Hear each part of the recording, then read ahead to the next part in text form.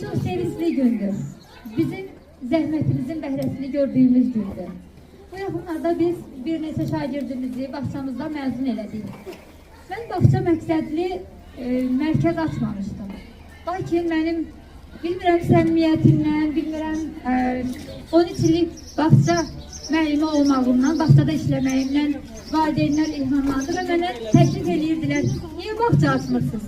Yəni sizlərin sayəsində mən bağça açmış olmuşam.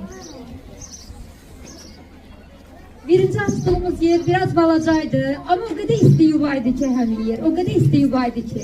Orada oldu uşaqlar gəldikcə, orada bir fidan əkdik, bir tum əkdik. O tum böyüdü, şaxələndi. Mən onu artıq orada sığıştıra bilmirdim. Məcbur, həmin yerin yenə də yanında başqa bir yuva açdım onlar üçün. Gözəl körpəbalarımız üçün. Bu yolda mənə çox dəstək olanlarım var, çox dəstək olanlarım var.